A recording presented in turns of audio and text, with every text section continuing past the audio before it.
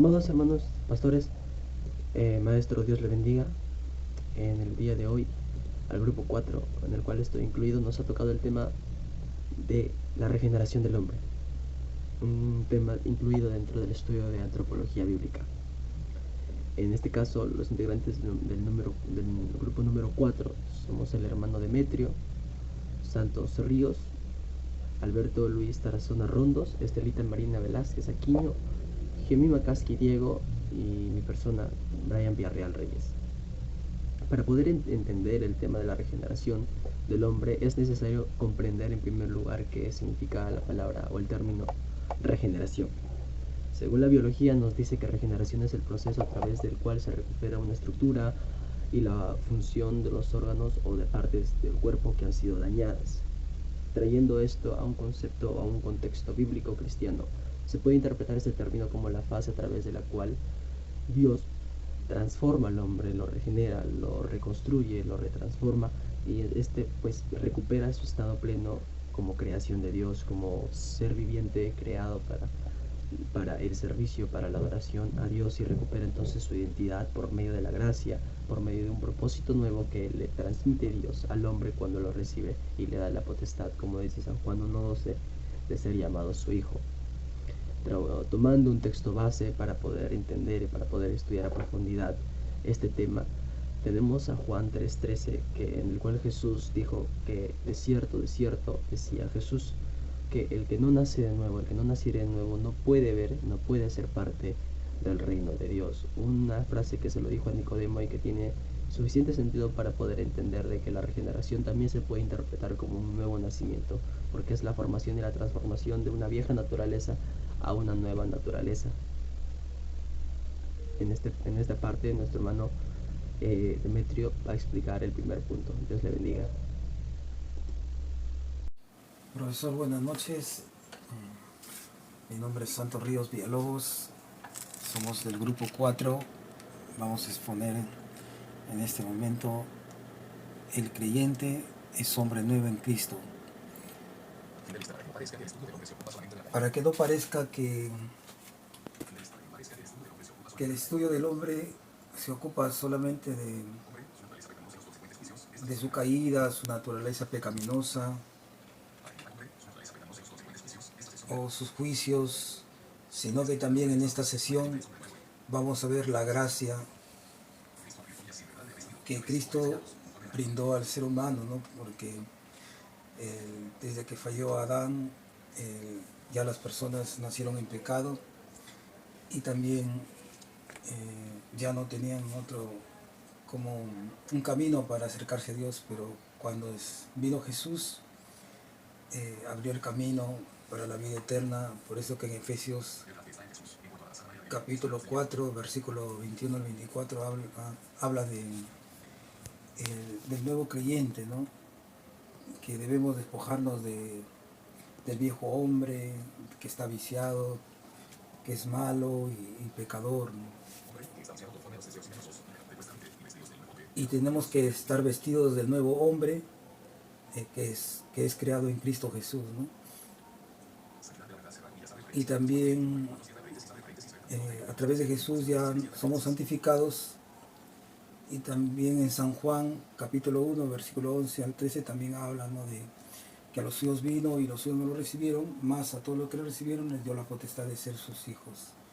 Y no es un nacimiento de carne o de sangre, sino del Espíritu. Y también en 2 de Corintios capítulo 5 versículo 17 habla también, ¿no?, de la nueva criatura, ¿no? Por ejemplo, el que está en Cristo nueva criatura es, las cosas viejas han pasado, todas son hechas nuevas.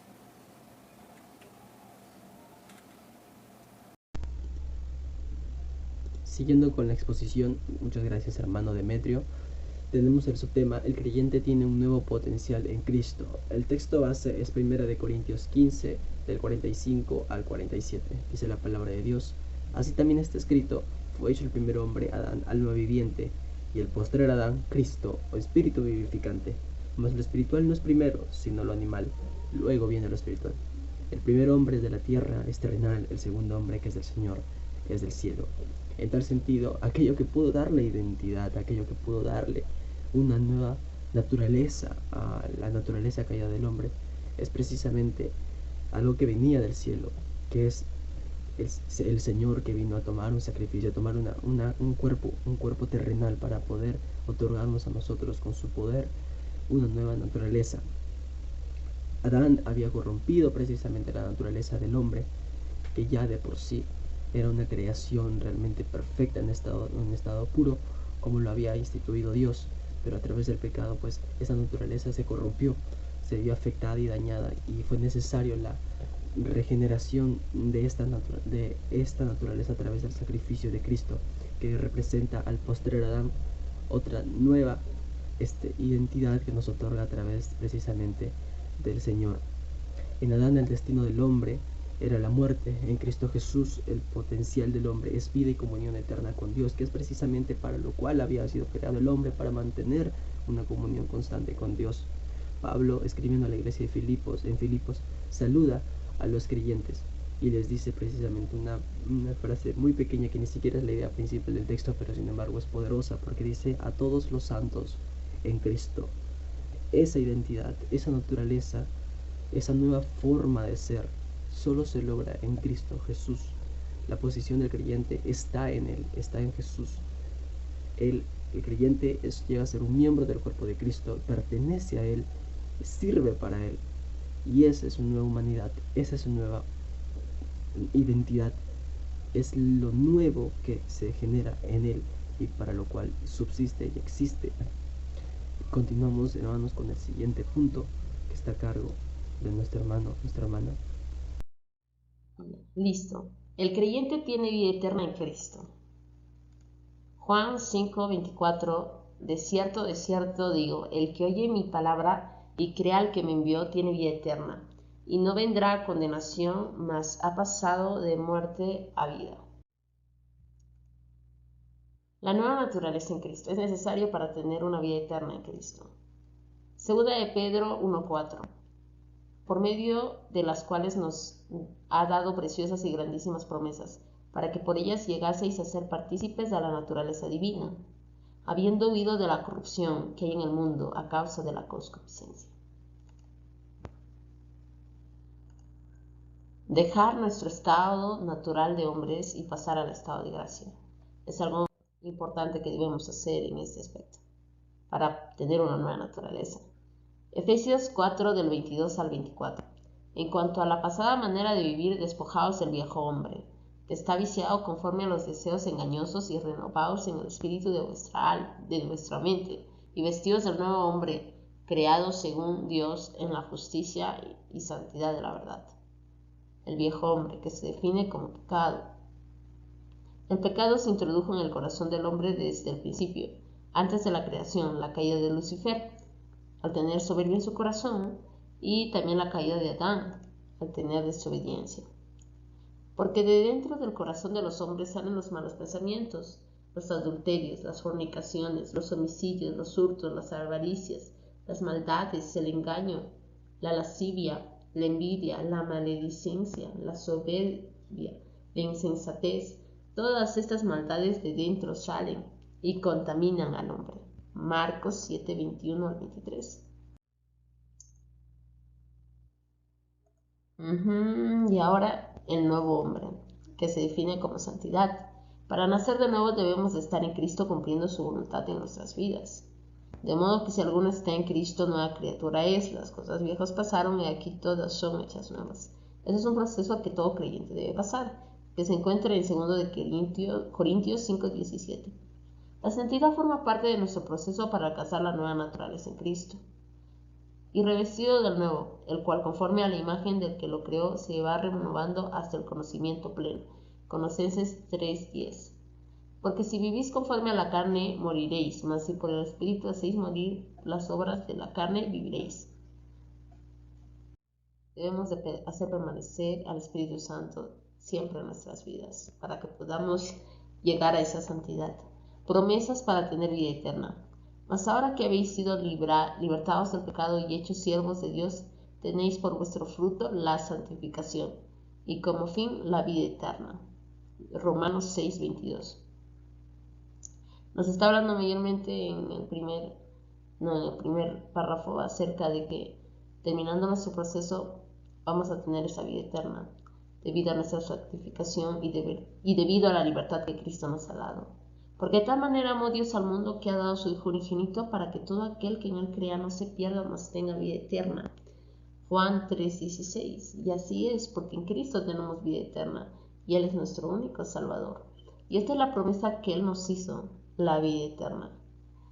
Primera de Juan 2:25. Compromisos para alcanzar la vida eterna. De cierto te digo que el que no naciere de nuevo no puede ver el reino de Dios.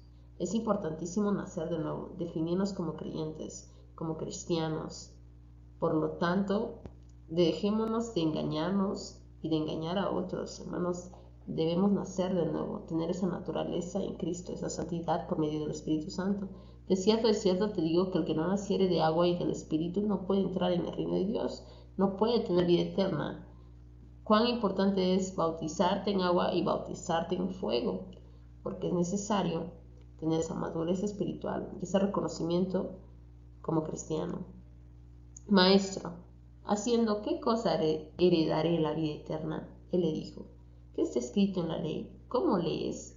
¿A qué respondiendo dijo? Amarás al Señor tu Dios con todo tu corazón, con toda tu alma y con todas tus fuerzas, y con toda tu mente, y a tu prójimo como a ti mismo. Cuán necesario es primeramente para entrar al reino de Dios, para tener esa vida eterna, debemos de amar con todo nuestro corazón, alma y mente y fuerzas a Cristo, a Dios, porque Él se lo merece, porque Él es el Señor de toda gloria y honra. Asimismo, nuestro prójimo, demostrarle el verdadero amor que Cristo nos ha amado a nosotros y que también podemos demostrarle a otros que lo necesitan. Gracias. Amén, hermanos pastores, estudiantes de Gamaliel. Buenas noches. Soy integrante del grupo número 4.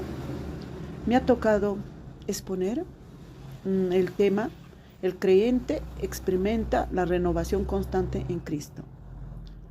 Amén, hermanos. Vamos a ver qué nos dice en 2 de Corintios, capítulo 4, versículo 16.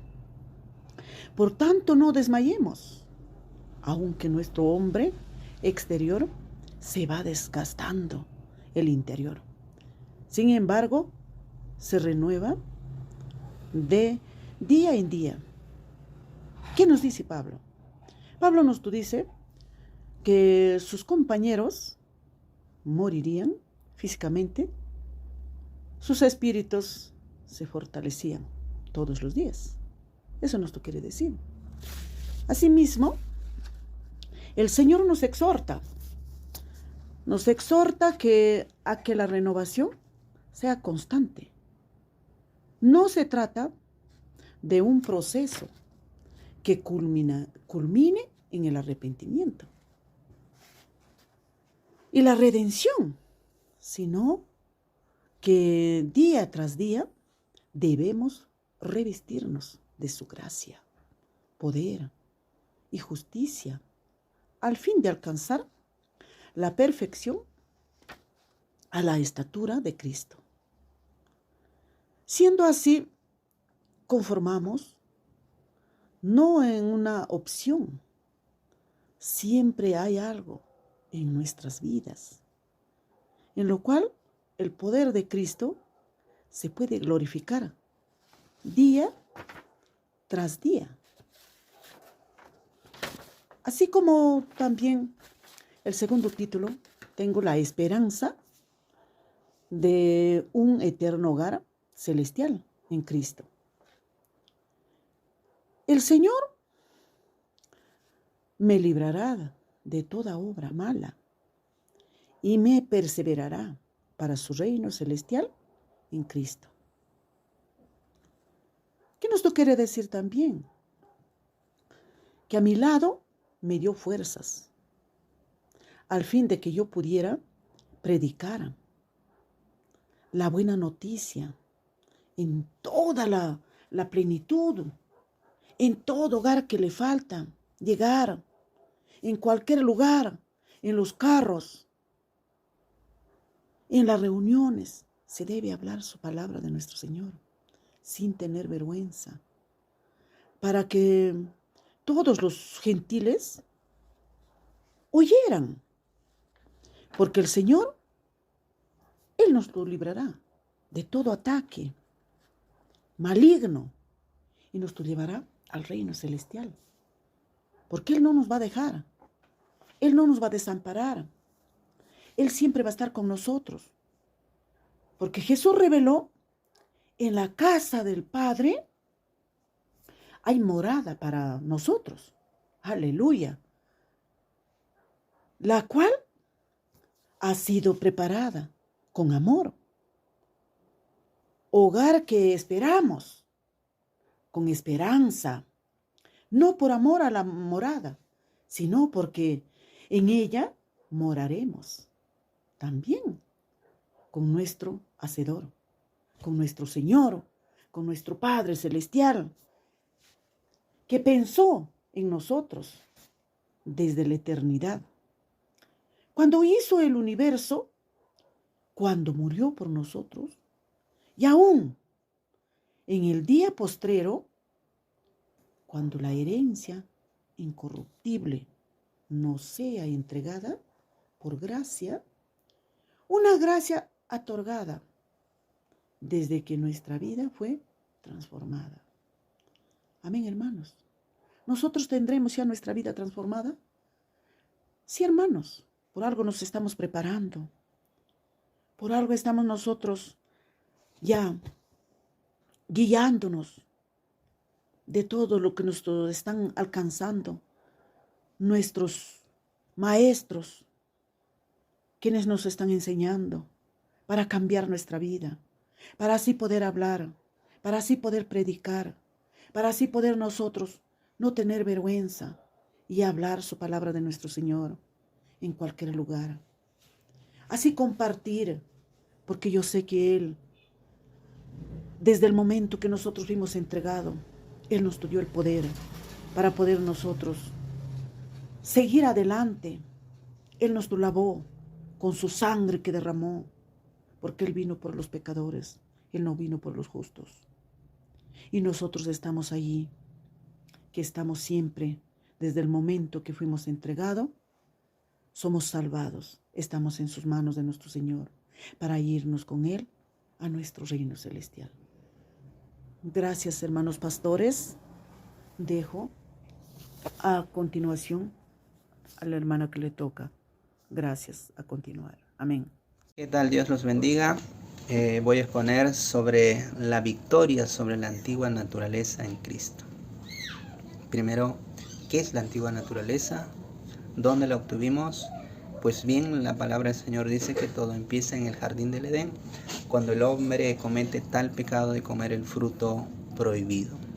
Y el hombre fue arrojado del jardín del Edén con ese pecado, ¿no? Con esa antigua naturaleza que es inclinado al pecado, se vuelve malo, se vuelve malicioso, es un hombre mentiroso que miente, que roba, que adultera, que fornica. Esa es la antigua naturaleza. La palabra de Dios dice que por cuanto todos pecamos, estamos destituidos de la presencia de Dios, ¿no? Porque la paga del pecado, la consecuencia del pecado, el salario del pecado es la muerte. Pero Dios, en su infinita misericordia, desde ya la eternidad, desde mucho antes, tenía un maravilloso plan para redimirnos, para rescatarnos de esa muerte, de esa condenación.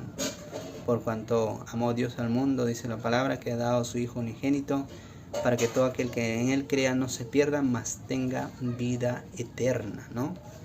Pero Él vino en persona, ¿no? Vivió como hombre, tuvo las tentaciones que tiene el hombre, y dice la palabra que no se halló ningún pecado en Él, ¿no? Entonces Jesús dijo, ¿no? El hombre pecó, merece la muerte, yo no pequé, gané la vida. Entonces, lo que el hombre, ¿no? merece la muerte, yo la tomaré, y lo que yo gané la vida se la daré al hombre. Ese es el maravilloso acto, ¿no? que Dios hizo en la cruz por nosotros para romper, para terminar con esa antigua naturaleza de nosotros, ¿no? De los hombres. Él murió en la cruz por nosotros, ¿no?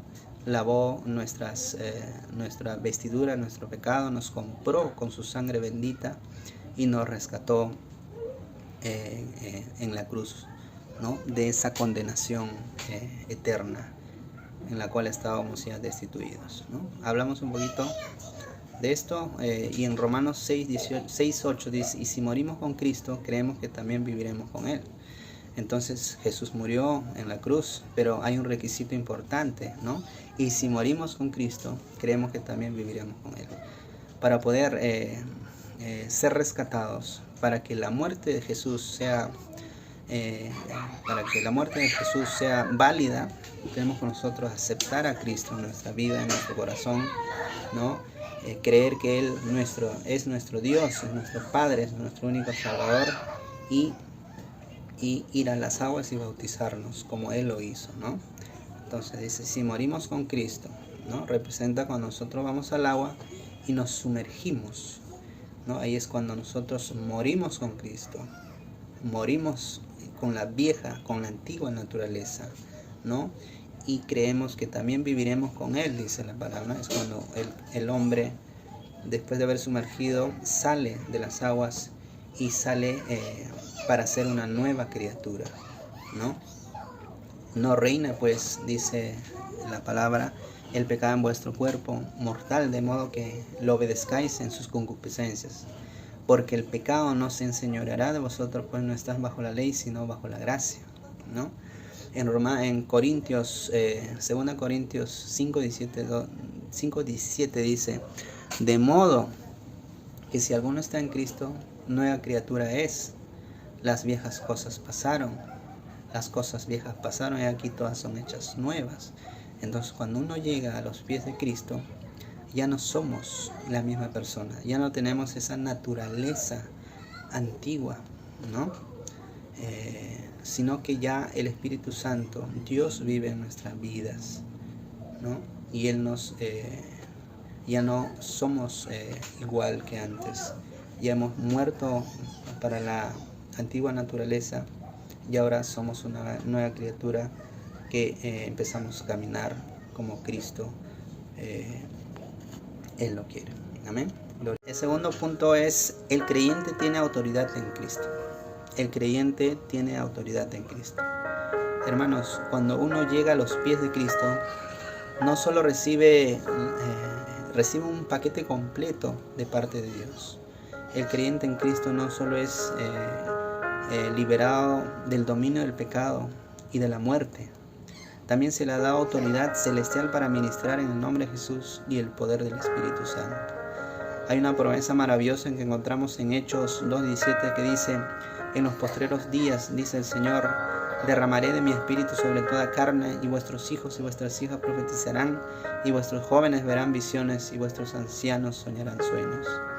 Es una promesa maravillosa que tenemos que nosotros creerlo y tomarlo en nuestras vidas, porque Dios ya nos ha dado esa promesa maravillosa que también somos hijos, hemos sido jóvenes, somos jóvenes, algún día seremos ancianos y tenemos ancianos, ¿no? Que todos nosotros somos un instrumento en las manos del Señor.